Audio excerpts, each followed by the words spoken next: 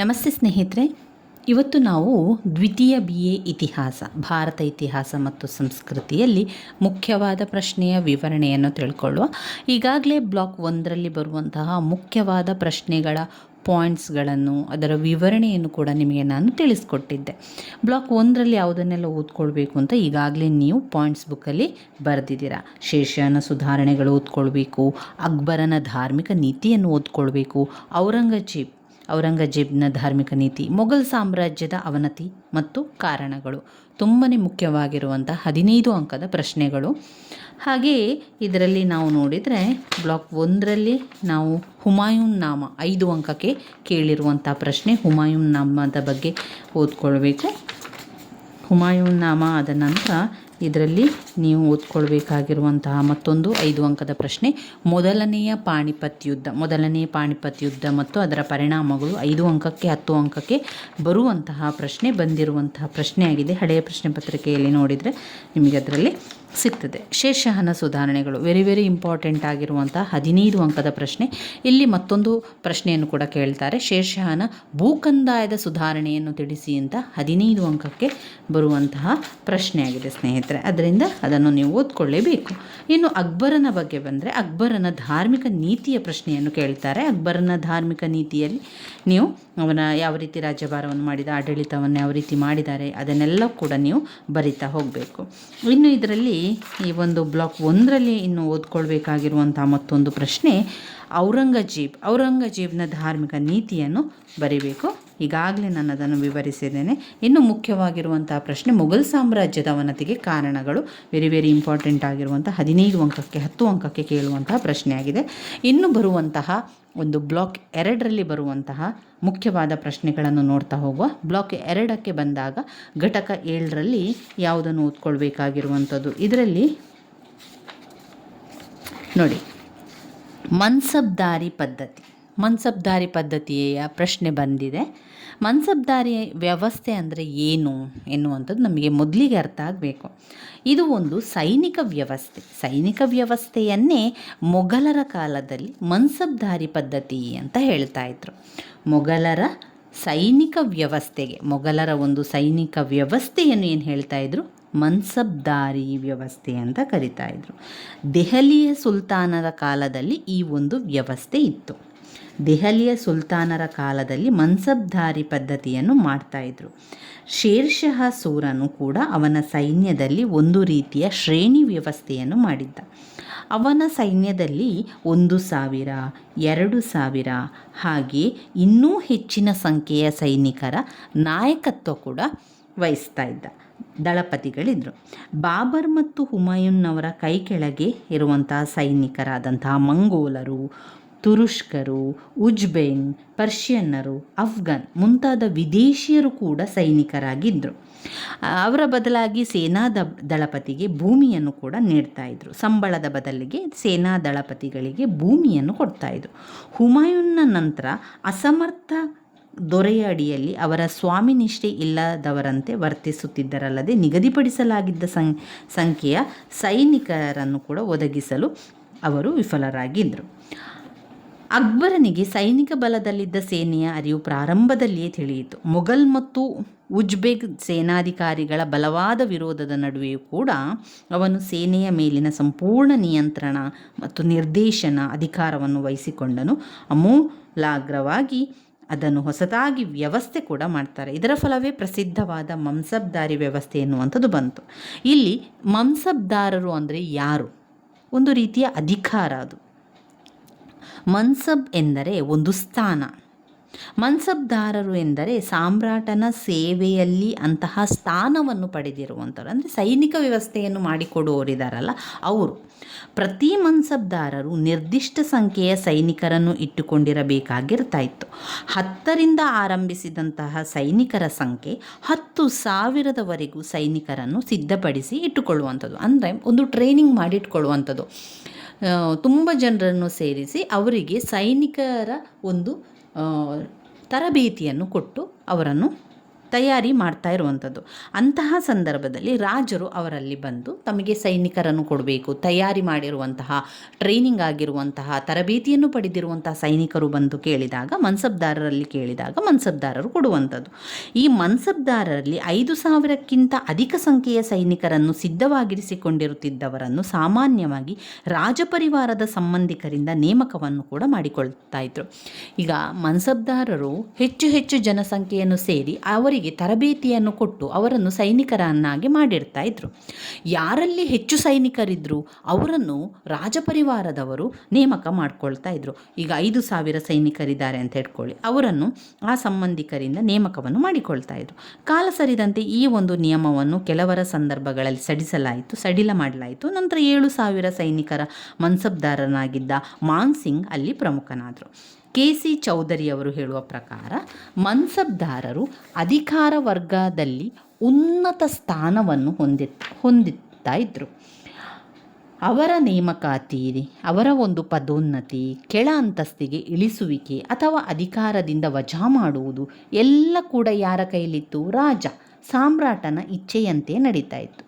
Doctor R.C. ಮಂಜುದಾರ್ರವರು ಗಮನಿಸಿರುವಂತೆ ಈ ಮನ್ಸಬ್ದಾರಿ ಪದ್ಧತಿಯೇ ಸೈನ್ಯ, ಕುಲೀನ ವರ್ಗ, ನಾಗರಿಕ ಆಡಳಿತ ಎಲ್ಲವನ್ನು ಕೂಡ ಇದರಲ್ಲಿ ಒಳಗೊಂಡಿತ್ತು. ಇದುವೇ ಮನ್ಸಬ್ದಾರಿ ಪದ್ಧತಿ. ಮನ್ಸಬ್ದಾರಿ ಪದ್ಧತಿ ಅಂದರೆ ಈಗ ನಿಮಗೆ ಅರ್ಥ ಆಯಿತು ಅಂತ ಅಂದ್ಕೊಂಡಿದ್ದೇನೆ. ಒಂದು ಸೈನ್ಯವನ್ನು ತಯಾರಿ ಮಾಡಿಟ್ಕೊಳ್ಳುವಂಥದ್ದು, ಸೈನಿಕರನ್ನು ತಯಾರಿ ಮಾಡಿಕೊಳ್ಳುವಂಥದ್ದು. ಎಷ್ಟು ಸೈನಿಕರು ಕೂಡ ಇರ್ಬೋದು. ಅತೀ ಹೆಚ್ಚು ಸೈನಿಕರು ಇದ್ದವರನ್ನು ರಾಜ ಏನು ಮಾಡ್ತಾ ಇದ್ದ? ನೇಮಕ ಮಾಡ್ತಾ ಇದ್ದ. ಅವರ ಒಂದು ಸೈನ್ಯವನ್ನೆಲ್ಲ ಪಡ್ಕೊಳ್ಳಿಕ್ಕೆ ರಾಜಪರಿವಾರದ ಸಂಬಂಧಿಕರಿಂದ ಅದನ್ನು ನೇಮಕವನ್ನು ಮಾಡಿಕೊಳ್ತಾ ಇದ್ರು. ಅವರನ್ನು ಅದರಲ್ಲಿ ನೇಮಕಾತಿ ಮಾಡಿ ಉನ್ನತ ಹುದ್ದೆ ಅವರಿಗೆ ಸಿಗ್ತಾಯಿತ್ತು, ಉನ್ನತ ಸ್ಥಾನಮಾನ ಕೂಡ ಅವರಿಗೆ ಇರ್ತಾ ಇತ್ತು ಎನ್ನುವಂಥದ್ದು. ಅದನ್ನೇ ನೀವು ವಿವರಿಸ್ತಾ ಬರೆದ್ರೆ ಆಯಿತು. ಇನ್ನು ಇದರಲ್ಲಿ ಅವರು ಕೇಳಿರುವಂತಹ ಪ್ರಶ್ನೆಗಳು ಯಾವುದಿದೆ ಅಂತ ನೋಡಿಕೊಂಡು ಮುಂದಿನ ಪ್ರಶ್ನೆಗೆ ನಾವು ಹೋಗಬೇಕಾಗ್ತದೆ. ಇನ್ನು ಘಟಕ 8ರಲ್ಲಿ ಯಾವ ಪ್ರಶ್ನೆಗಳು ಬಂದಿದೆ? ಕೆಲವೊಂದು ಘಟಕದಲ್ಲಿ ಇಂಪಾರ್ಟೆಂಟ್ ಪ್ರಶ್ನೆಗಳಿರುವುದಿಲ್ಲ. ಆವಾಗ ನಾವು ಕೆಲವೊಂದನ್ನು ನಮಗೆ ಅದರಲ್ಲಿ ಅದು ಮುಖ್ಯ ಆಗಿರ್ಬೋದು ಅಂತ ನಿಮಗೆ ಅನಿಸಿದರೆ ಅದನ್ನು ಓದ್ಕೊಳ್ಳಿ. ನಾನು ಹಳೆಯ ಪ್ರಶ್ನೆ ಪತ್ರಿಕೆಯಲ್ಲಿ ಬಂದಿರುವಂತಹ ರಿಪೀಟ್ ಆಗಿರುವಂತಹ ಪ್ರಶ್ನೆಗಳನ್ನಷ್ಟೇ ಗುರುತು ಹಾಕಿ ಓದ್ಕೊಂಡಿರುವಂಥದ್ದು. ಎಲ್ಲವನ್ನು ಕೂಡ ಓದ್ಕೊಳ್ಳಿಕ್ಕೆ ನಮಗೆ ಸಮಯ ಕೂಡ ಸಾಕಾಗೋದಿಲ್ಲ. ಹಾಗೆ ಎಲ್ಲವನ್ನು ಓದ್ಕೊಂಡ್ರು ನೆನಪಿಗೂ ಕೂಡ ಬರುವುದಿಲ್ಲ. ಅಂಥ ಸಂದರ್ಭದಲ್ಲಿ ರಿಪೀಟ್ ಆಗಿ ಪದೇ ಪದೇ ಕೇಳಿರುವಂತಹ ಪ್ರಶ್ನೆಗಳಷ್ಟನ್ನೇ ಓದ್ಕೊಂಡ್ರೆ ತುಂಬಾ ಒಳ್ಳೆಯದು. ಇಲ್ಲಿ ಒಂದು ಪ್ರಶ್ನೆ ಇದೆ ನೋಡಿ. ಪರ್ಷಿಯನ್ ಸಾಹಿತ್ಯ, ಮೊಘಲರ ಕಾಲದ ಪರ್ಷಿಯನ್ ಸಾಹಿತ್ಯ ಅಂತ ಬಂದಾಗ ನಾವು ಪರ್ಷಿಯನ್ ಸಾಹಿತ್ಯ, ಹಿಂದಿ ಸಾಹಿತ್ಯ, ಉರ್ದು, ಅರಬಿಕ್ ಸಾಹಿತ್ಯ, ಸಂಸ್ಕೃತ ಸಾಹಿತ್ಯ, ಪ್ರಾದೇಶಿಕ ಭಾಷೆಗಳ ಸಾಹಿತ್ಯ ಇದೆಲ್ಲವನ್ನು ಕೂಡ ಹಾಕ್ತಾ ಹೋಗಬೇಕು. ಇನ್ನು ನೋಡಿ, ಪರ್ಷಿಯನ್ ಸಾಹಿತ್ಯ ಅಥವಾ ಮೊಘಲರ ಒಂದು ಸಾಹಿತ್ಯ ಅಂತ ಕೇಳ್ತಾರೆ. ಇದರಲ್ಲಿ ಅದು ಘಟಕ 8ರಲ್ಲಿದೆ ನೋಡಿ, ಘಟಕ 8. ನಂತರ ಘಟಕ 10ರಲ್ಲಿ ಮೊಘಲರ ಕಾಲದ ಸಾಹಿತ್ಯ, ಸಂಸ್ಕೃತಿ ಮತ್ತು ಸಾಹಿತ್ಯ 10 ಅಂಕಕ್ಕೆ ವೆರಿ ಇಂಪಾರ್ಟೆಂಟ್ ಆಗಿರುವಂಥ ಪ್ರಶ್ನೆ. ಮೊಘಲರ ಕಾಲದ ಸಂಸ್ಕೃತಿ ಮತ್ತು ಸಾಹಿತ್ಯ. ಇವಾಗ ನಾವು ಮೊಘಲರ ಕಾಲದ ಸಾಹಿತ್ಯ, ಸಂಸ್ಕೃತ ಸಾಹಿತ್ಯ 10 ಅಂಕಕ್ಕೆ ಕೇಳಿದ್ದಾರೆ. ಅದೇ ಪ್ರಶ್ನೆ ಆಗಿರುವಂಥದ್ದು ನೋಡಿ, ವೆರಿ ಇಂಪಾರ್ಟೆಂಟ್ ಆಗಿರುವಂಥ ಪ್ರಶ್ನೆ. ಅದು ಪುಟ ಸಂಖ್ಯೆ 125ರಲ್ಲಿದೆ ನೋಡಿ. ಮೊಘಲರ ಕಾಲದ ಸಂಸ್ಕೃತಿ ಸಾಹಿತ್ಯದ ಬಗ್ಗೆ ತಿಳಿಸಿ, ಮೊಘಲರ ಕಾಲದ ಸಾಹಿತ್ಯದ ಬಗ್ಗೆ ತಿಳಿಸಿ ಅಂತ ಕೇಳಿದಾಗ ನಾವು ಇದುವೇ ಎಲ್ಲ ಸಾಹಿತ್ಯವನ್ನು ಬರಿಬೇಕು. ಪಾಯಿಂಟ್ಸ್ 1, ಪರ್ಷಿಯನ್ ಸಾಹಿತ್ಯ ಇತ್ತು, ಆಗ ಹಿಂದಿ ಸಾಹಿತ್ಯ ಇತ್ತು. ಮೊಘಲರ ಕಾಲದಲ್ಲಿ ಸಾಹಿತ್ಯ ಯಾವ ರೀತಿ ಇತ್ತು, ಸಂಸ್ಕೃತಿ ಯಾವ ರೀತಿ ಇತ್ತು ಅಂತ ಕೇಳುವಂಥದ್ದು.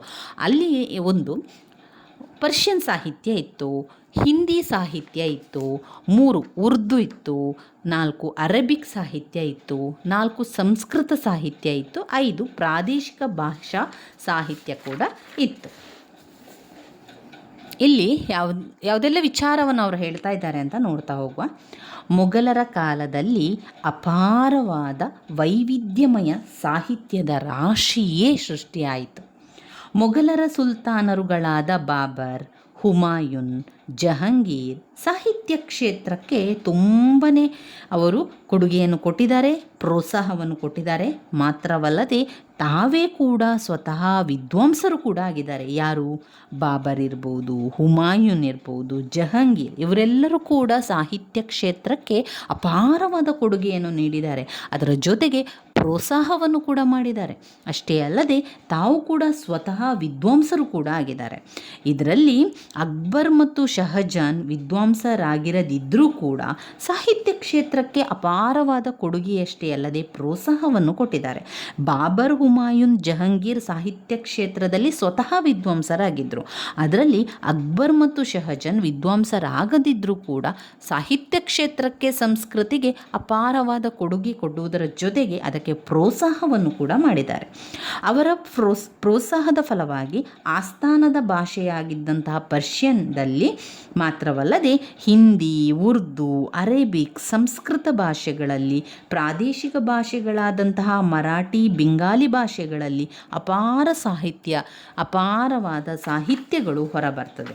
ಹೀಗೆ ಮೊಘಲರು ನೀಡಿದಂತಹ ಪ್ರೋತ್ಸಾಹದ ಫಲವಾಗಿ ಅನೇಕ ಕೃತಿಗಳು, ಅನೇಕ ಸಾಹಿತ್ಯಗಳು, ಅನೇಕ ಸಂಸ್ಕೃತ, ಅನೇಕ ಶ್ರೇಷ್ಠವಾದ ಗ್ರಂಥಗಳು ಪರ್ಷಿಯನ್ ಭಾಷೆಗೆ ತರ್ಜಮೆಗೊಂಡವು.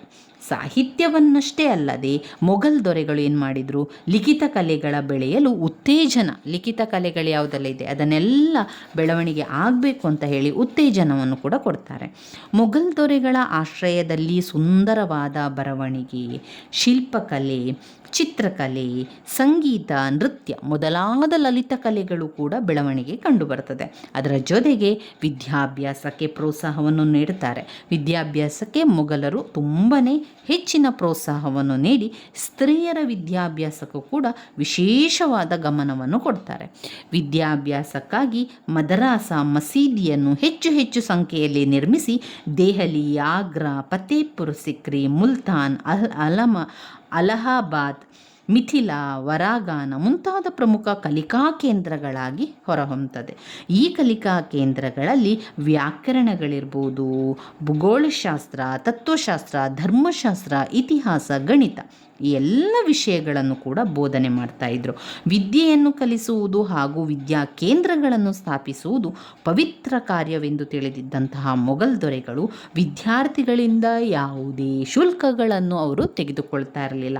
ಮೊಘಲರ ಆಳ್ವಿಕೆ ಸಮ್ಮಿಶ್ರ ಸಂಸ್ಕೃತಿಗೆ ಅವಕಾಶವನ್ನು ನೀಡುತ್ತಾ ಮತ್ತು ಮೊಘಲರ ದೊರೆಗಳ ಧಾರ್ಮಿಕ ಉದಾರತೆ ಇರ್ಬೋದು, ಅವರ ಒಂದು ಸಹನೆಗಳು ಸಾಂಸ್ಕೃತಿಕ ಬೆಳವಣಿಗೆಗೆ ತುಂಬನೇ ಕಾರಣವಾದವು. ಅಲ್ಲಿ ಇರುವಂತಹ ಸಾಹಿತ್ಯಗಳನ್ನು ನೋಡಿದರೆ 1 ಪರ್ಷಿಯನ್ ಸಾಹಿತ್ಯ, 2 ಹಿಂದಿ ಸಾಹಿತ್ಯ, 3 ಉರ್ದು, 4 ಅರೇಬಿಕ್ ಸಾಹಿತ್ಯ, 4 ಸಂಸ್ಕೃತ ಸಾಹಿತ್ಯ, 5 ಪ್ರಾದೇಶಿಕ ಭಾಷಾ ಸಾಹಿತ್ಯಗಳಿದ್ದವು. ಪರ್ಷಿಯನ್ ಸಾಹಿತ್ಯ ಅಂತ ಬಂದಾಗ ಮೊಘಲರು ಭಾರತಕ್ಕೆ ಆಗಮಿಸಿದ್ದರಿಂದ ಪರ್ಷಿಯನ್ ಸಾಹಿತ್ಯದ ಬೆಳವಣಿಗೆ ಪ್ರೇರಣೆಗೆ ಲಭ್ಯವಾಯಿತು. ಮೊಘಲ್ ಸಾಮ್ರಾಜ್ಯದ ಸ್ಥಾಪಕ ಬಾಬರ್ ಸ್ವತಃ ವಿದ್ವಾಂಸ ಆಗಿದ್ದ. ಬಾಬರ್ ಆಗಿರ್ಬೋದು, ಹುಮಾಯೂನ್ ಆಗಿರ್ಬೋದು, ಜಹಾಂಗೀರ್ ಆಗಿರ್ಬೋದು, ಅವರೆಲ್ಲರೂ ಕೂಡ ಸ್ವತಃ ವಿದ್ವಾಂಸರಾಗಿದ್ದರಿಂದ ತುಜಕ್ ಇ ಬಾಬರಿ ಎಂಬ ಶೀರ್ಷಿಕೆಯಲ್ಲಿ ತನ್ನ ಆತ್ಮಚರಿತ್ರೆಯನ್ನು ತುರ್ಕಿ ಭಾಷೆಯಲ್ಲಿ ರಚನೆ ಮಾಡ್ತಾರೆ. ಇದನ್ನೇನು ಮಾಡ್ತಾರೆ? 3 ಬಾರಿ ಈ ಒಂದು ಪರ್ಷಿಯನ್ನಿಗೆ ಭಾಷಾಂತರವನ್ನು ಕೂಡ ಮಾಡ್ತಾರೆ. ಹುಮಾಯೂನ್ ಕೂಡ ಒಬ್ಬ ಪ್ರಸಿದ್ಧ ವಿದ್ವಾಂಸನಾಗಿದ್ದ. ಆತನು ಕೂಡ ಮನ್ಸವಿ, ರುಬಾಯ, ದಿವಾನ್, ಗಜಲ್ ಕೂಡ ರಚನೆ ಮಾಡ್ತಾರೆ. ಅಕ್ಬರನ ಕಾಲದಲ್ಲಿ ಪರ್ಷಿಯನ್ ಸಾಹಿತ್ಯ ಅಸಾಧಾರಣ ಪ್ರಗತಿ ಕಂಡಿತ್ತು. ಆತನ ಕಾಲದಲ್ಲಿ ರಚಿತವಾಗಿದ್ದಂತಹ ಕೃತಿಗಳು ಅಬ್ದುಲ್ ಫಜಲ್, ಐನ್ ಇ ಅಕ್ಬರಿ, ಅಕ್ಬರ್ನಾಮ ಈ ರೀತಿಯಾಗಿ ಅನೇಕ ಸಾಹಿತ್ಯಗಳು ಬಂದವು, ಭಾಷಾಂತರಗೊಂಡವು. ಮಹಾಭಾರತ ಇರ್ಬೋದು, ರಾಮಾಯಣ, ಅಥರ್ವವೇದ, ರಾಜತರಂಗಿಣಿ, ಲೀಲಾವತಿ, ಹರಿವಂಶ ಅದನ್ನೆಲ್ಲ ಕೂಡ ಭಾಷಾಂತರ ಮಾಡಲಾಯಿತು. ಸ್ವತಃ ವಿದ್ವಾಂಸರಾಗಿದ್ದಂತಹ ಜಹಾಂಗೀರ್ ಕೂಡ ತುಜರ್-ಇ-ಜಹಾಂಗೀರ್ ಎಂಬ ಹೆಸರಿನ ತನ್ನ ಜೀವನ ಚರಿತ್ರೆಯನ್ನು ರಚನೆ ಮಾಡ್ತಾನೆ. ಆ ಕಾಲದ ಇತರ ಪ್ರಮುಖ ಕೃತಿಗಳಾದ ಮಾಸಿರ್-ಇ-ಜಹಾಂಗೀರ್, ಇಕ್ಬಾಲ್ನಾಮಾ-ಇ-ಜಹಾಂಗೀರ್. ಶಹಜಾನ್ ಕೂಡ ಪರ್ಷಿಯನ್ ಸಾಹಿತ್ಯವನ್ನು ಪ್ರೋತ್ಸಾಹಿಸಿದನು. ಅವನ ಆಸ್ಥಾನ ಇತಿಹಾಸಕಾರರಾಗಿದ್ದ ಅಬ್ದುಲ್ ಹಮೀದ್ ಲಾಹೋರಿಯ ಪಾದ್ಶಾ ನಾಮವನ್ನು ಮತ್ತು ಇನಾಯತ್ ಖಾನ್ನು ಶಹಜಹಾನ್ ನಾಮ ಎಂಬ ಕೃತಿಗಳನ್ನು ಕೂಡ ರಚನೆ ಮಾಡ್ತಾರೆ. ಈ ರೀತಿಯಾಗಿ ಪರ್ಷಿಯನ್ ಸಾಹಿತ್ಯಕ್ಕೂ ಕೂಡ ತುಂಬಾ ಬೇರೆ ಬೇರೆ ಭಾಷಾಂತರವನ್ನು ಮಾಡ್ತಾರೆ. ಭಗವದ್ಗೀತೆಯನ್ನು ಕೂಡ ಪರ್ಷಿಯನ್ಗೆ ಭಾಷಾಂತರವನ್ನು ಮಾಡ್ತಾರೆ. ಔರಂಗಜೇಬನ ಕಾಲದಲ್ಲಿ ಇತಿಹಾಸದ ರಚನೆಗೆ ಪ್ರೋತ್ಸಾಹ ದೊರೆಯಲಿಲ್ಲ. ಕವಿತೆಗಳ ರಚನೆಯನ್ನು ಅವನು ಇಚ್ಛಿಸಲು ಕೂಡ ಇಲ್ಲ. ಆದರೂ ಕೂಡ ಏನಾಯಿತು, ಚಾರಿತ್ರಿಕ ಮಹತ್ವದ ಕೃತಿಗಳು ಕೂಡ ರಚನೆಯಾದವು. ಬೇರೆ ಬೇರೆ ಕೃತಿಗಳು ಕೂಡ ಬಂದವು. ಮುಸ್ಲಿಂ ಧರ್ಮ ಪಂಡಿತರ ಒಂದು ಗುಂಪು ಮುಸ್ಲಿಂ ಕಾನೂನಿಗೆ ಸಂಬಂಧಿಸಿದ ಘಟ-ಇ ಅಲಂಗೀರಿ ಎಂಬ ಕೃತಿಯನ್ನು ಕೂಡ ರಚನೆ ಮಾಡ್ತಾರೆ. ಇನ್ನು ಎರಡನೇ ಸಾಹಿತ್ಯ ನೋಡಿದರೆ ಹಿಂದಿ ಸಾಹಿತ್ಯ. ಈ ಮೊಘಲ್ ಸಾಮ್ರಾಜ್ಯದ ಸ್ಥಾಪನೆಯಾಗುವ ವೇಳೆಗಾಗಲೇ ಹಿಂದಿ ಭಾಷೆಯ ಮಟ್ಟಕ್ಕೆ ಬೆಳೆದಿತ್ತು.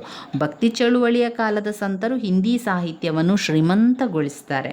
ಬಾಬರ, ಹುಮಾಯೂನ್, ಶೇರ್ ಶಾ ಅವನ ಉತ್ತರಾಧಿಕಾರಿಗಳು ಹಿಂದಿ ಭಾಷೆಯಲ್ಲಿನ ಸಾಹಿತಿಗಳಿಗೆ ಯಾವುದೇ ರೀತಿಯ ಆಶ್ರಯವನ್ನು ನೀಡಲಿಲ್ಲ. ಆದರೆ ಅಕ್ಬರನ ಕಾಲವನ್ನು ಹಿಂದಿ ಸಾಹಿತ್ಯದ ಸುವರ್ಣಯುಗ ಅಂತಲೇ ಕರಿಬೋದು. ಹಲವಾರು ಹಿಂದಿ ಸಾಹಿತಿಗಳು ಅವನಿಂದ ಪ್ರೋತ್ಸಾಹಗೊಳಪಟ್ಟು ಬೀರ್ಬಲ್, ಭಗವಾನ್ ದಾಸ್, ನರಹರಿ, ಹರಿನಾಥ್, ಪರಮಾನಂದ ದಾಸ್ ಮೊದಲಾದವರು ಆಸ್ಥಾನ ವಿದ್ವಾಂಸರಾಗಿದ್ದರು. ಇವರಲ್ಲಿ ಪ್ರಖ್ಯಾತರಾದ ಹಿಂದಿ ವಿದ್ವಾಂಸರೆಂದರೆ ತುಳಸಿದಾಸ್ ಮತ್ತು ಸೂರದಾಸರು. ತುಳಸಿದಾಸರೇನು ಮಾಡಿದರು, 25ಕ್ಕೂ ಹೆಚ್ಚು ಕೃತಿಯನ್ನು ರಚನೆ ಮಾಡಿದರು. ಅವುಗಳಲ್ಲಿ ಪ್ರಮುಖರಾಗಿ ಆದಂಥದ್ದು ರಾಮಚರಿತ ಮಾನಸ, ವಿನಯ ಪತ್ರಿಕಾ ರಾಮಚರಿತ ಮಾನಸವನ್ನು ತುಳಸಿ ರಾಮಾಯಣ ಎಂದು ಕೂಡ ಕರೆಯುತ್ತಾರೆ. ತುಳಸಿ ರಾಮಾಯಣವನ್ನು ಶತಶತ ಕೋಟಿ ಜನತೆಯ ಬೈಬಲ್ ಎಂದು ಸರ್ ಗ್ರಿಯರ್ಸನ್ ಹೇಳಿದ್ದಾರೆ. ಕೃಷ್ಣನ ಭಕ್ತರಾಗಿದ್ದ ಸೂರದಾಸರು ಆಗ್ರಾದ ಅಂಧಕವಿ. ಅವರು ಕೃಷ್ಣನ ಬಾಲ್ಯಕ್ಕೆ ಸಂಬಂಧಿಸಿದ 100 ಕವಿತೆಗಳನ್ನು ರಚಿಸಿದರು. ಅವುಗಳನ್ನು ಸೂರ್ಸಾಗರ್ ಎಂಬ ಹೆಸರಿನಲ್ಲಿ ಸಂಗ್ರಹಣೆ ಕೂಡ ಮಾಡಲಾಯಿತು. ರಾಸ್ಖಾನ್ ಮುಸಲ್ಮಾನನಾಗಿದ್ದರು, ಶ್ರೀಕೃಷ್ಣನ ಪರಮ ಭಕ್ತರಾಗಿದ್ದರು. ಅವನು ಕೃಷ್ಣನ ಬದುಕಿಗೆ ಸಂಬಂಧಿಸಿದ ಅತ್ಯುತ್ತಮ ಕವಿತೆಗಳನ್ನು ರಚನೆ ಮಾಡಿ ಪ್ರೇಮವಾಟಿಕೆ ಎಂಬ ಕೃತಿಯನ್ನು ಕೂಡ ರಚನೆ ಮಾಡ್ತಾರೆ. ಈ ರೀತಿಯಾಗಿ ಔರಂಗಜೇಬನ ಕಾಲದಲ್ಲಿ ಹಿಂದಿ ಸಾಹಿತ್ಯ ಕ್ಷೇತ್ರಕ್ಕೆ ಪ್ರೋತ್ಸಾಹ ಸಿಗಲಿಲ್ಲ. ಇನ್ನು ಬಂದು ನೋಡೋದಾದರೆ ಉರ್ದು ಭಾಷೆಯು ದೆಹಲಿ ಸುಲ್ತಾನರ ಕಾಲದಲ್ಲಿ ಸಾಹಿತ್ಯ ಭಾಷೆಯಾಗಿ ಬೆಳವಣಿಗೊಂಡಿತು.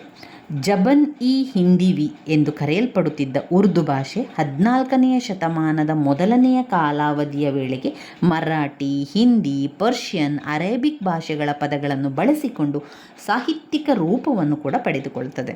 ಅಮೀರ್ ಖುಸ್ರು ಉರ್ದು ಭಾಷೆಯ ಮೊದಲ ಉದ್ದಾಮ ಪಂಡಿತ.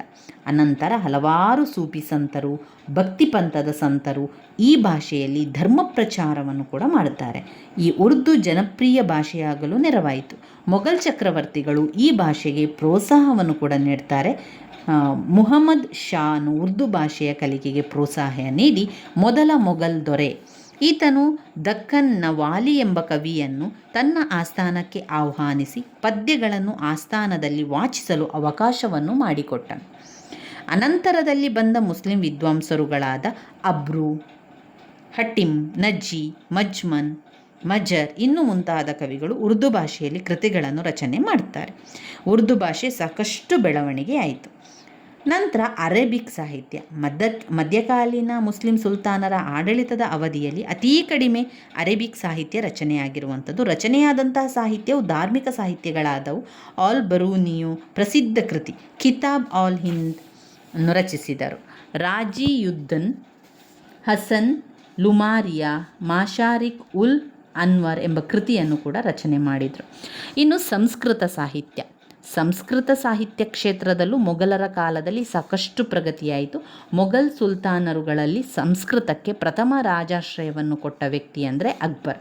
ಫಲವಾಗಿ ಇವನ ಆಸ್ಥಾನ ಸಂಸ್ಕೃತ ವಿದ್ವಾಂಸರು ಹಾಗೂ ಕವಿಗಳನ್ನು ಕೂಡ ಹೊಂದಿತ್ತು. ಇವನ ಕಾಲದಲ್ಲಿ ಪರ್ಷಿಯನ್, ಸಂಸ್ಕೃತ ಭಾಷೆಯ ನಿಘಂಟು, ಪಾರ್ಸಿ ಪ್ರಕಾಶ್ ಎಂಬ ಶೀರ್ಷಿಕೆಯಲ್ಲಿ ಹೊರಬರ್ತದೆ.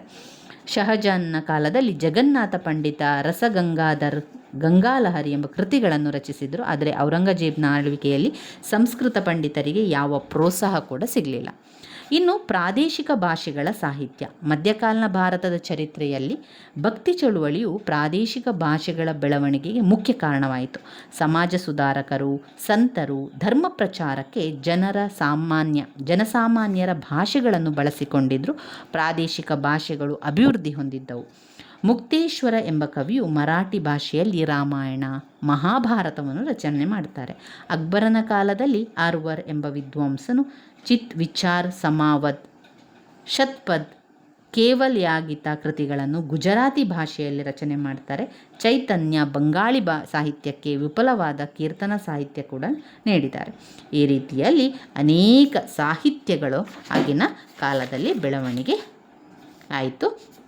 ಅನೇಕ ಪ್ರಾದೇಶಿಕ ಭಾಷೆಗಳು ಮರಾಠಿ, ಬೆಂಗಾಲಿ ಅದೆಲ್ಲ ಕೂಡ ಭಾಷಾಂತರಗೊಳ್ತದೆ. ಶ್ರೇಷ್ಠ ಕೃತಿಗಳು ಭಾಷಾಂತರ ಕೂಡ ಮಾಡ್ತಾರೆ. ಇವಿಷ್ಟು ಮೊಘಲ್ ಕಾಲದ ಸಂಸ್ಕೃತಿ ಸಾಹಿತ್ಯದ ಬೆಳವಣಿಗೆಯಲ್ಲಿ ನೀವು ಬರಿತಾ ಹೋಗಬೇಕಾಗಿರುವಂಥದ್ದು. ಪಾಯಿಂಟ್ಸನ್ನು ಬರ್ಕೊಳ್ಳಿ. ಅದರೊಳಗಿರುವಂಥ ವಿಚಾರವನ್ನು ಮಂತ್ರ ಒಮ್ಮೆ ಓದ್ಕೊಂಡ್ರೆ ನಿಮಗೆ ಅದು ನೆನಪಿಗೆ ಬರ್ತದೆ. ಮತ್ತೊಮ್ಮೆ ಪಾಯಿಂಟ್ಸ್ ನೋಡಿದರೆ ಪರ್ಷಿಯನ್ ಸಾಹಿತ್ಯ, ಹಿಂದಿ ಸಾಹಿತ್ಯ, ಉರ್ದು ಸಾಹಿತ್ಯ, ಅರೇಬಿಕ್ ಸಾಹಿತ್ಯ, ಸಂಸ್ಕೃತ ಸಾಹಿತ್ಯ, ಪ್ರಾದೇಶಿಕ ಭಾಷಾ ಸಾಹಿತ್ಯಗಳನ್ನೆಲ್ಲ ಮೊಘಲ್ ಸಾಮ್ರಾಜ್ಯದ ಸಂಸ್ಕೃತಿ ಸಾಹಿತ್ಯದ ಬೆಳವಣಿಗೆಯಲ್ಲಿ ಬರಿತಾ ಹೋಗಿ ಮುಂದಿನ ವಿಡಿಯೋದಲ್ಲಿ ನಾವು ಇನ್ನಷ್ಟು ಮುಖ್ಯವಾದಂತಹ ಪ್ರಶ್ನೆಗಳನ್ನು ನೋಡ್ತಾ ಹೋಗುವ. ಅದರಲ್ಲಿ ಒಂದು ಸ್ತ್ರೀ ಶಿಕ್ಷಣ ಬಗ್ಗೆ, ಮೊಘಲರ ಕಾಲದ ಸ್ತ್ರೀ ಶಿಕ್ಷಣದ ಬಗ್ಗೆ ಬರೆಯಿರಿ ಅಂತ 5 ಅಂಕಕ್ಕೆ ಕೇಳಿರುವಂತಹ ಪ್ರಶ್ನೆ, ಅದನ್ನೆಲ್ಲವನ್ನು ಕೂಡ ನಾವು ಮುಂದಿನ ವಿಡಿಯೋದಲ್ಲಿ ತಿಳಿತಾ ಹೋಗುವ. ಸ್ನೇಹಿತರೆ, ನನ್ನ ವಿಡಿಯೋಸ್ ಎಲ್ಲ ನಿಮಗೆ ಇಷ್ಟ ಆಗಿದ್ದರೆ ಲೈಕ್ ಕೊಡಿ, ಶೇರ್ ಮಾಡಿ, ಸಬ್ಸ್ಕ್ರೈಬ್ ಮಾಡಲಿಕ್ಕೆ ಮರಿಬೇಡಿ. ಧನ್ಯವಾದಗಳು.